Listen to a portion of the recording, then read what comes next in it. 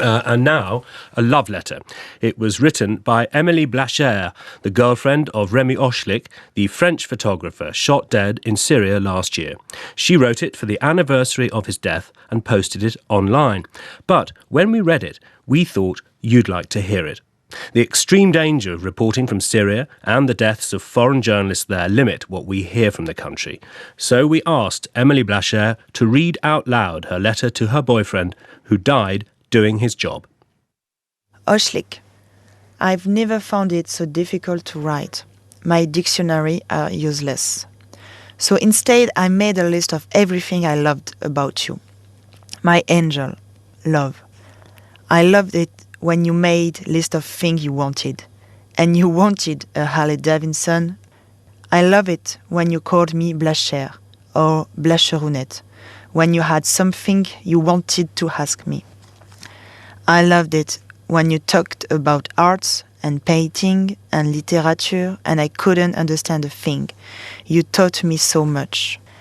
I loved it how in the field you would sink into the shadow, making people forget you were there so you could take better pictures.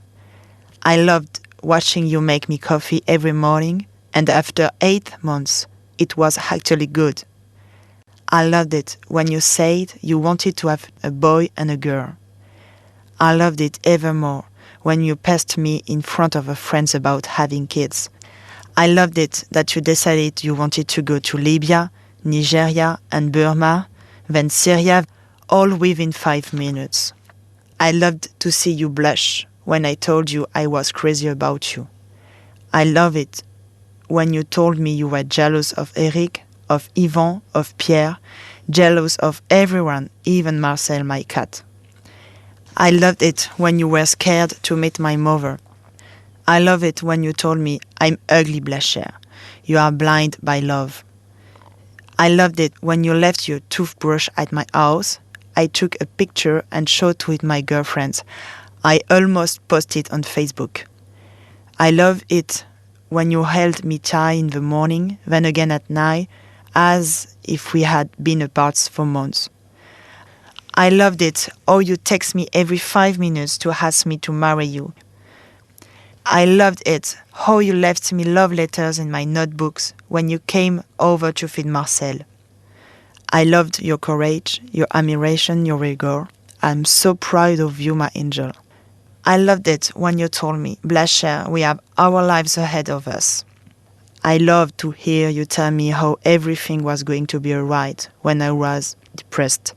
If only I could hear you tell me that today. I loved it the last time we saw each other. You told me that I made you happy. I could go on. I would have loved to spend my life adding to this list. Ochlik, I loved you. I hope you know up there that I was more than happy by your side. I was in bloom. With you, things were lovely, sweet, and surprisingly intense. Our time together was magic. We were prepared for everything except for the worst.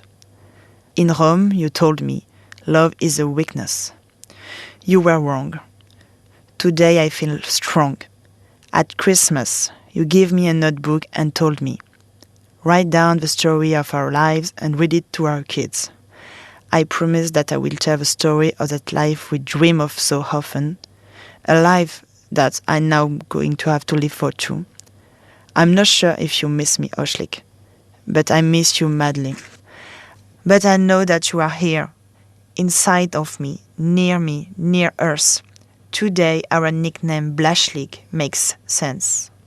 One day I will join you, my love, but not yet. You would hate to see me give up. So I'm drying my tears and watching your favorite movies on repeat. The one that made you happy, like singing in the rain. And I'm singing in the rain, just singing in the rain. What a glorious feeling, and I'm happy again. I'm laughing at clouds so dark. Up above, the sun is in my heart, and I'm ready for love.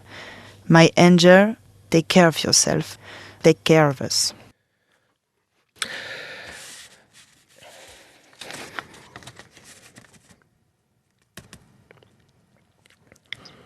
Our thanks to Emilie Blachère. The weather, cloudy across the entire UK. Sunny spells are possible almost anywhere. The producers were Tom Bigwood and Liz Homewood. Rosie Steed stood in for China Collins, who was ill with flu. You can download our programme. Thank you, though, very much indeed for listening to it. The winner of our quiz, Imogen Semken. The answer, the global search for a middle-aged couple to embark on a voyage to Mars. And we heard an 80s rock classic, Alf Garnett, and more. Thank you for listening to Broadcasting House, and goodbye.